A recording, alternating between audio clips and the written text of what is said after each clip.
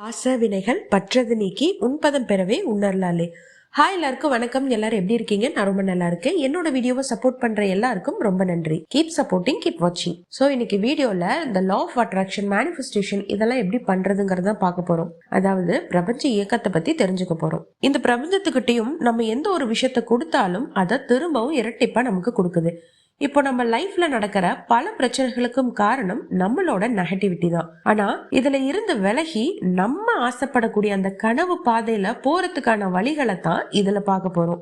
இது சில ஆராய்ச்சியாளர்கள் அறிவியல் பூர்வமாவே சில யூனிவர்சல் டெக்னிக்ஸை நமக்காக கொடுத்திருக்காங்க. அதுல நான் எதை ஃபாலோ பண்ணங்கிறதையும் அது எப்படிங்கிறதையும் உங்களுக்கு சொல்ல போறேன்.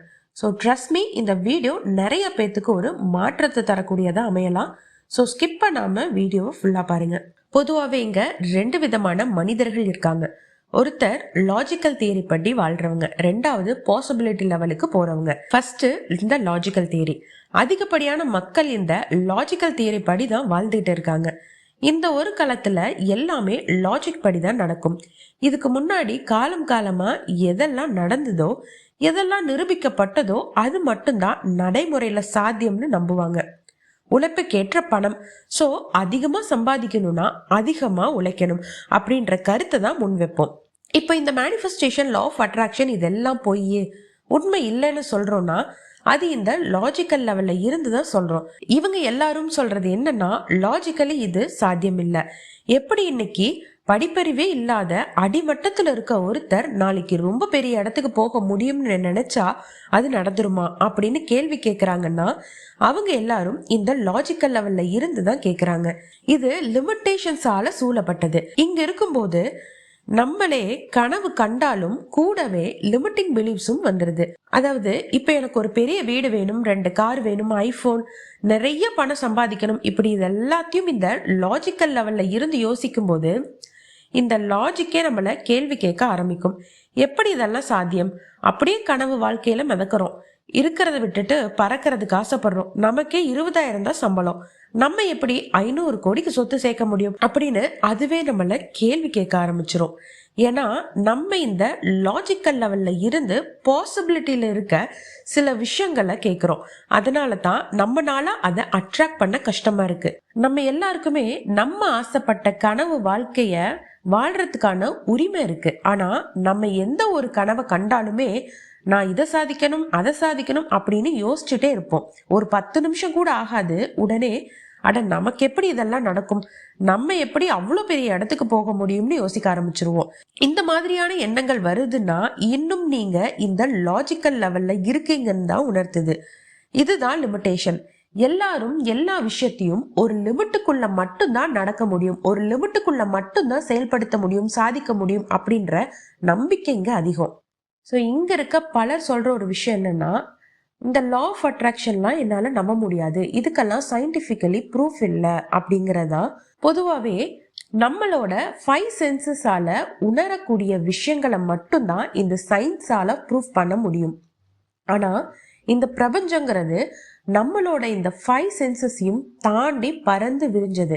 இங்க எத்தனையோ விஷயங்கள் நம்ம புரிதலுக்கு அப்பாற்பட்டு இருக்கு. ஆனா நாம என்ன சொல்லுவோம், என்னால என்ன பார்க்க முடியுதோ உணர முடியுதோ அதெல்லாம் தான் உண்மைன்னு ஏத்துக்குவேன்னு சொல்லுவோம். இப்போ உதாரணத்துக்கு சவுண்ட் எடுத்துக்கிட்டீங்கன்னா அது ஃப்ரீக்வன்சியால ஆப்ரேட் ஆகக்கூடிய ஒரு விஷயம். அதுல லோயஸ்ட்ல இருந்து ஹையஸ்ட் ஃப்ரீக்வன்சி வரையும் இருக்குது.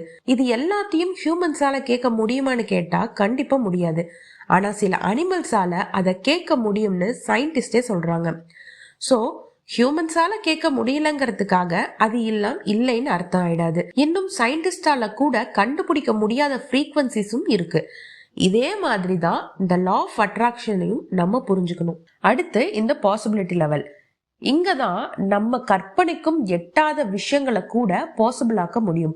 இந்த ஃபீல்ட்ல இருக்க மனிதர்களை தான் மேக்னெட்டிக் பர்சன் அப்படின்னு சொல்லுவோம். பொதுவாவே எந்த ஒரு விஷயத்தையும் சேஸ் பண்ணி போனா அது நம்மளை விட்டு தூரமா போயிட்டே இருக்கும்.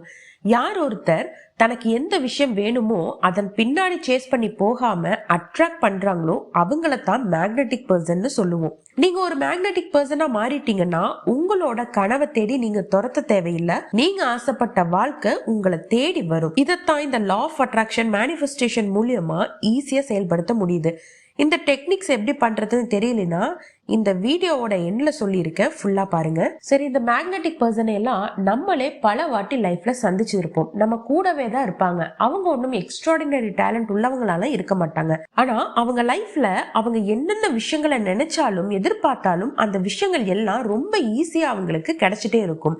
நம்மளே பல சமயங்கள்ல யோசிச்சிருப்போம், எப்படிடா இது, நம்ம 10 ஸ்டெப் எடுத்து வச்சாதான் ஒரு ஸ்டெப் முன்னாடி போறோம், ஒரு ஸ்டெப் எடுத்து வச்சுட்டா 10 ஸ்டெப் பின்னாடி போயிடுறோம். ஆனா இவங்க மட்டும் அதை சீக்கிரமா ஈஸியா பண்ணி முடிச்சிடுறாங்களே அப்படின்னு ஆச்சரியப்படுவோம்ல. இவங்க எல்லாரும் தான் நம்ம பேசுற இந்த மேக்னெட்டிக் பர்சன். நாங்களும் எப்படி இந்த மாதிரி மேக்னெட்டிக் பர்சனா மாறுறதுன்னு கேட்டா அதுக்கு முன்னாடி ஒரு மேக்னெட்டிக் பர்சன் எப்படியெல்லாம் இருக்க மாட்டாங்க அப்படிங்கறது தெரிஞ்சுக்குவோம். ஃபர்ஸ்ட், மேக்னெட்டிக் பர்சன்றவங்க எந்த ஒரு பீப்புள் பின்னாடியும் எந்த ஒரு விஷயத்துக்கு பின்னாடியும் அலையிறவங்களா இருக்க மாட்டாங்க.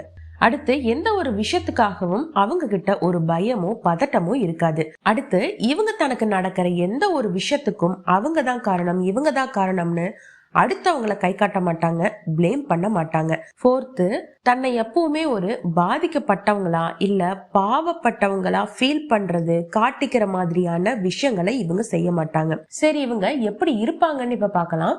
இவங்க எப்பயுமே ஒரு ரிஸ்க் டேக்கரா இருப்பாங்க. ஆனா அந்த ரிஸ்க்ல ஒரு கால்குலேஷன் இருக்கும். கிடைக்கிற எல்லா சான்ஸையும் யோசிக்காம தலையை விட்டு மாட்டிக்கிறவங்களா இருக்க மாட்டாங்க. அடுத்து, இவங்க எப்பவுமே யாரும் செய்யாத விஷயங்களை தான் செய்வாங்க, யாரும் யோசிக்காத பாதையில தான் போவாங்க, யாரும் எதிர்பார்க்காத வழிகளை தான் தேர்ந்தெடுப்பாங்க. இவங்க எப்பவுமே இவங்களோட லைஃப் அவங்களோட கண்ட்ரோல்ல தான் இருக்குதுங்கிறத முழுசா நம்புவாங்க. அவங்களோட பிரசன்ட் லைஃப் எப்படி வேணாலும் இருக்கலாம், அவங்களுக்கு எப்படிப்பட்ட பினான்சியல் சுச்சுவேஷன் வேணாலும் அமைஞ்சிருக்கலாம், அவங்களுக்கு எப்படிப்பட்ட லைஃப் வேணாலும் கிடைச்சிருக்கலாம். ஆனா அவங்க எப்பவுமே அவங்களோட பிரசன்ட் லைஃப ரொம்பவே வேல்யூ பண்ணுவாங்க. அத பத்தி எந்த ஒரு கம்ப்ளைண்ட்ஸும் அவங்க கிட்ட இருக்காது. பொதுவாவே இவங்க எந்த ஒரு விஷயத்தையும் ரொம்ப கூலா ஹேண்டில் பண்ணுவாங்க. வெளியில பூகம்பமே வெடிச்சாலும் இவங்க ரொம்ப நார்மலா தான் இருப்பாங்க.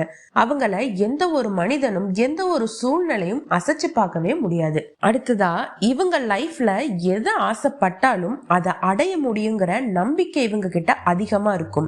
இந்த மாதிரியான ஸ்ட்ராங் பர்சனாலிட்டி உள்ளவங்களை தான் மேக்னெட்டிக் பர்சன் சொல்லுவோம். சரி, இப்போ எப்படி இது மாதிரி நம்ம மாறுறது? அதுக்கு முதல்ல ஸ்டாப் நெகட்டிவ் செல்ஃப் டாக். உண்மையாலுமே மற்றவங்களோட நெகட்டிவிட்டியோ நெகட்டிவ் வார்த்தைகளோ நம்மளை காயப்படுத்துறத விட நம்மளோட நெகட்டிவ் செல்ஃப் டாக்கும் நெகட்டிவான வார்த்தைகளும் தான் நம்மளை அதிகமா கஷ்டப்படுத்தும். ஏன்னா நம்ம தான் நம்ம கூட அதிக நேரம் கான்வர்சேஷன்ல ஈடுபட்டுக்கிட்டு இருப்போம்.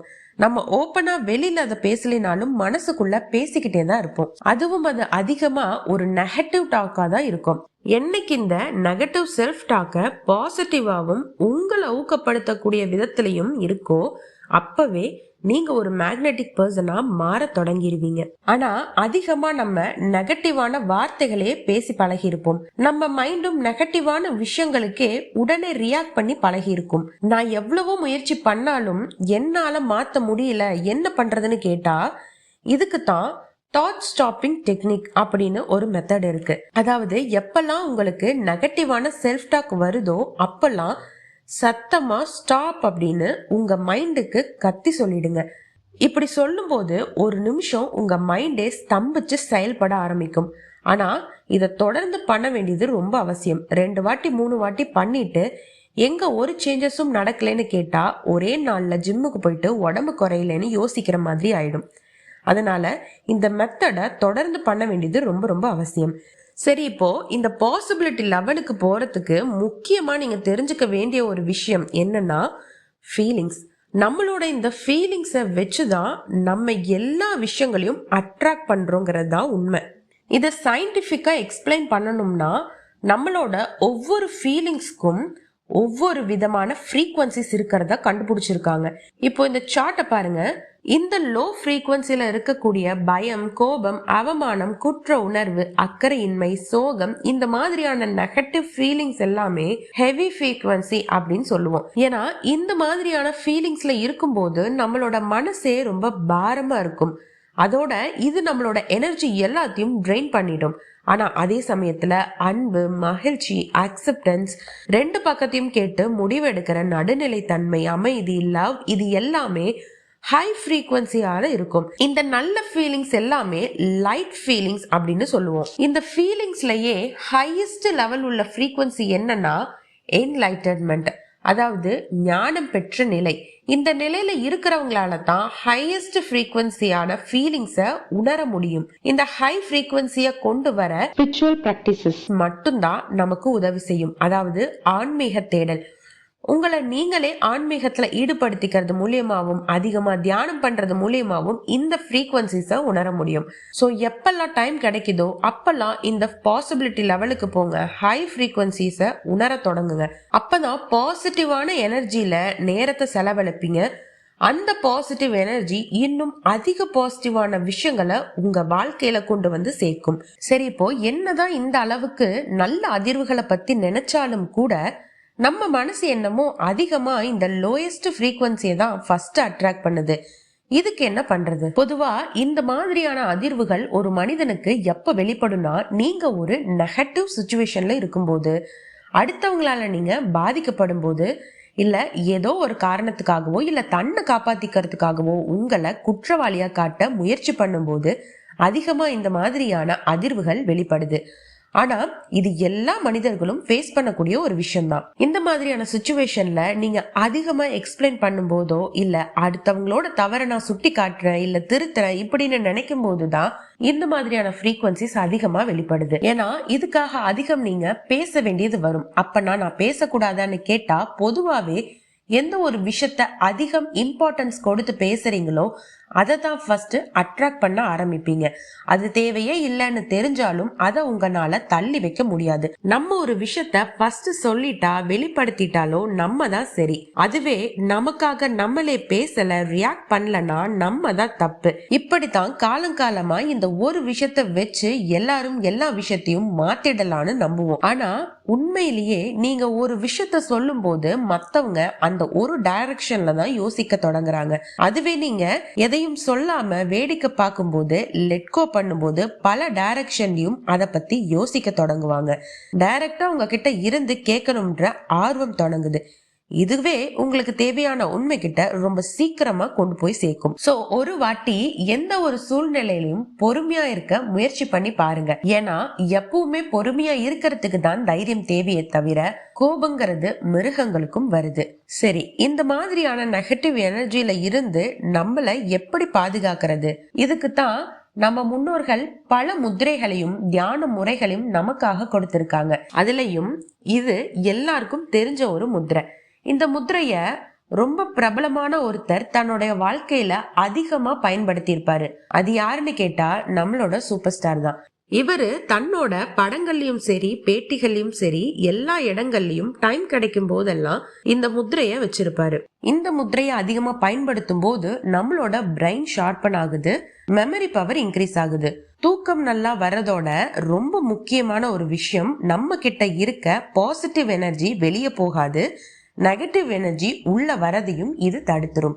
இந்த முத்திரைய குறைஞ்சது ஒரு 20 நிமிஷம் எந்த இடத்துல இருந்தாலும் சரி நீங்க வச்சிருக்கும் போது உங்களோட எனர்ஜி உங்களை விட்டு போகாம அதை பார்த்துக்கும். நீங்க ஒரு மாதிரி நெகட்டிவா ஃபீல் பண்றீங்கன்னா உடனே நீங்க எந்த இடத்துல இருந்தாலும் சரி இந்த முத்திரைய குறைஞ்சது ஒரு 20 நிமிஷம் வச்சிருக்க முயற்சி பண்ணுங்க.